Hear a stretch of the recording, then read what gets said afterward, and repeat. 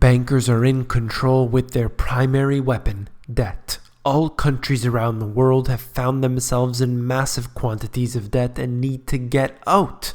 So they have begun to sell off their most precious assets.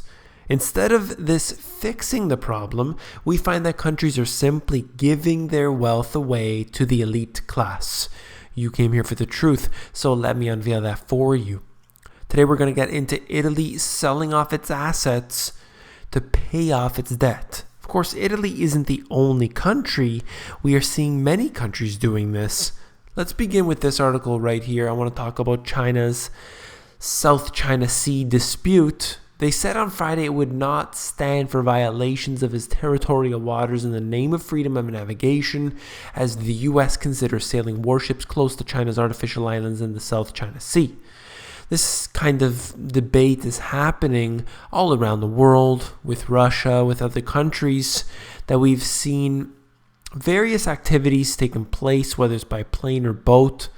And there are constantly things to worry about. Alerts have been set off. Right here, the commander of the U.S. forces, he made it clear that it was an option he had presented to Obama and said the U.S. must carry out freedom of navigation patrols through the Asia Pacific. So we'll have to keep an eye on this. I just wanted to mention it because I do believe that it is important. Let's look at this. This is the future. You want to know what you're going to be living in, what your kids and grandkids are going to be living in? Well, here they are. Living in a steel box. Are shipping containers really the future of housing? This article is out of The Guardian. It takes time to adjust to living inside a steel box. It basically goes through this individual here, why he initially was skeptical, didn't want to do this, but he had a friend who had one of these shipping containers that he was living in, and he hung out there and thought, this isn't so bad after all. So then he got his own place, and he's been living there for a couple of years, says everything is just great. Now, you may also agree with this. You may think that this is just fine for what you need. But this is the kind of living quarters that we will be put into in the future. There will be no other options. That's all I want to mention from here. It seems like it becomes a choice. At first, you opt into that system. All of a sudden, that becomes the norm. They want to phase out single-family dwellings for people. They also are making it unaffordable. And this is the kind of future that you're going to be living in, where you're going to have to be, for one reason or another, have to live in this type of situation. So remember, when we talk about debt, it isn't just the debt of the nation. You have to remember that at all levels, there is debt. Too much debt, in fact. So if you look at a particular country, let's take the U.S., for example. The nation itself, the U.S., is in $18+ trillion of debt. But then you have the counties are in trouble, the cities are in trouble, the states are in trouble, the corporations are in trouble, and the individuals are in trouble. So where exactly is the money to be bailing these individuals out? Where's it coming from? If everyone is in debt, that's globally, well then where do you get the money from? Let's look at this. We're talking about this article in the Telegraph about Italy. He said that the city is so short of funds that it's having trouble maintaining its centuries-old palazzos, cleaning its canals, and paying for its nursery schools. It's pointless to pretend that Italy's public debt doesn't exist. If we could reduce it, recovery would be much more robust, and we would eliminate a massive weight from our children's future. They're not going to be able to pay this off. You can sell all the assets you want, and I'll show you in a moment how they've been doing this for quite a while. It's not fixing anything. It's not the first time that Venice had to consider selling off the family silver, and then goes into other things that they had to do. Converting an upmarket shopping center and islands in the lagoon have been also put up for long-term lease. They are going in and selling off the assets. You're going to see corporations and rich people, essentially real rich, owning the Colosseum and the Leaning Tower of Pisa and all of these precious assets. It's going to get there. Slowly but surely, they're going to sell them all off. They're going to push them to the edge. They're going to sell it all off. I've been warning about this for years, and it keeps happening, and I keep screaming about it, and doesn't seem to be really having any effect on the general population. Hard up Italy to sell 50 historic sites in bid to raise $425 million to pay off the government debt. You're seeing a extreme rate of selling here. This is back from 2013, still going on today. But of course, you assume that when you sell off all of these assets, well, then you make an income. But it doesn't seem to matter because the sale will be followed by a further $1 billion of austerity measures.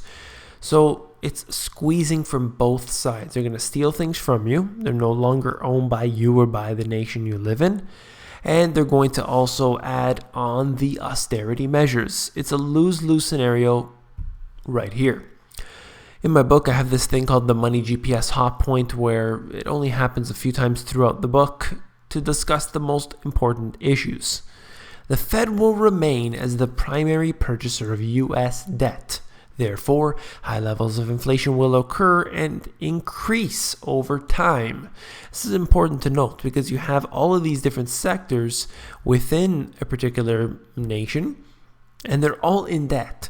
So how do they get out of debt? Well, simply the central banks can step in and print up the currency. The result of that is inflation. So first, we will most likely have a deflationary scenario. Real money is fleeing, things are beginning to crash. Then the central bank begins to respond. In their response, they will overreact. In that overreaction, they basically cause a massive level of inflation or hyperinflation. Look at this article out of the Hollywood Reporter. LA's Westside wealthy and homeless collide as the numbers surge. You can look through the different pictures here. It's pretty amazing. But we have massive quantities of homeless living in tents all along the beaches and different areas. And this goes to show you how this disparity that I continue to preach about, the disparity is just getting worse and worse, where you have massive amounts of poor, and at the same time you have people selling $100 million homes in the same areas.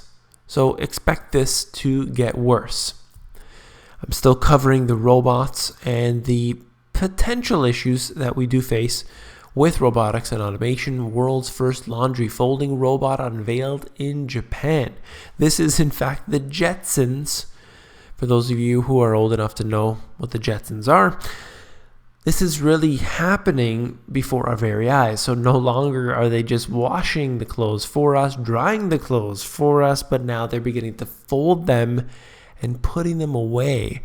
Slowly but surely, taking away those really mindless tasks that we don't want to do. It's great. It's wonderful. But what about the jobs? What about the jobs? Where are we going to get any jobs? Low-skill jobs need a lot of people in that. But if you can all of a sudden replace those jobs with robotics, well, then you have a whole group of individuals unable to find work. What happens? They have to go to their government and ask for money. Then the government is put further into debt. Eventually, they have to reduce their expenditures. In doing so, they pay out less to the individuals in need. They continue to be, if they're not already, below the poverty line. Slowly but surely, some of these individuals get upset. That upset behavior begins to turn into civil unrest, begins to turn into riots, and we have chaos in the streets. That's what worries me. What about Monsanto right here? We have some interesting information to discuss. Monsanto's stock is tanking. Is the company's own excitement about GMOs backfiring? Pity Monsanto, the genetically modified seed and agrochemical giant. Its share price has plunged 25% since the spring. Market prices of corn and soybeans are in the dumps. Monsanto's main customers, the farmers who specialize in these crops, have less money to spend on its pricey seeds and flagship herbicide. And it goes on. Basically, what they're saying is that this is a probable carcinogen. We've known that for quite some time. It is now being discussed by the World Health Organization. That's right. Even the World Health Organization is saying that this is a probable carcinogen. They're spraying it all over all of our crops, which we consume every single day through the processed foods, for those who do consume that, through condiments, through the things that we purchase at the store, that it's not essentially produce we're getting in the Monsanto pesticides, and you have to get the right ones. Long story short, we have to avoid everything Monsanto. But basically, their stock is tanking right now, so I guess in a way, this is some good news. But we know that Monsanto is deeply connected with the US government, with the governments around the world, and they will undoubtedly continue their stranglehold against you and I. If you found this video informative, please give me a thumbs up. It really helps me out quite a bit. I just wanted to note that if you don't see a video from me every single day, I do try every day. Well, just remember this. If I don't have a jam-packed video, I'm not going to post it. It's just the way it works. I have to have either something extremely important, what I believe is extremely important, or a jam-packed episode with, of course, important information. I'm not going to just post something just to post it. That's all I wanted to say. Just wanted to share that for you. Last but not least, if you found the video informative, I know you'll find my book, The Money GPS, even more informative. You can actually flip through the book. If you go over to Amazon, they have a look inside feature. Allows you to flip through the pages of the book and see if you like it. Take care.